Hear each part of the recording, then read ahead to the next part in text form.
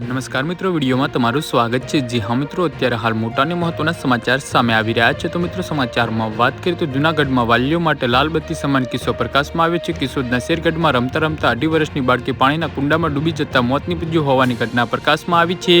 સમગ્ર ઘટનાને પગલે પોલીસનો કાફલો ઘટના સ્થળે પહોંચીને આગળની કાર્યવાહી હાથ ધરી છે। કિશોરના શેરગઢમાં બાળકી કુંડામાં ડૂબી જતા મોત રાજ્યમાં અવારનવાર અકસ્માતની અને બાળકીઓના આકસ્મિક મોતના અનેકો બનાવો પ્રકાશમાં આવ્યા છે।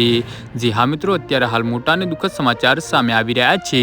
તેવામાં જૂનાગઢના કિશોરમાં પણ વાલીઓ માટે લાલબત્તી સમાન કરુણ બનાવ સામે આવ્યો છે। મળતી માહિતી મુજબ મધ્યપ્રદેશથી રોજીરોટી કમાવા માટે જૂનાગઢમાં કિશોરમાં પરપ્રાંતીય પરિવાર આવ્યો હતો। તેમાં કિશોરના શેરગઢમાં રમતા રમતા 2.5 વર્ષની શિવાની જમેર નામની બાળકી પાણીના કુંડામાં ડૂબી જતા કરુણ મોત નીપજ્યું છે। બાળકીના મોતથી સમાચારથી સમગ્ર પંથકમાં એરાટી વાપી ગઈ છે।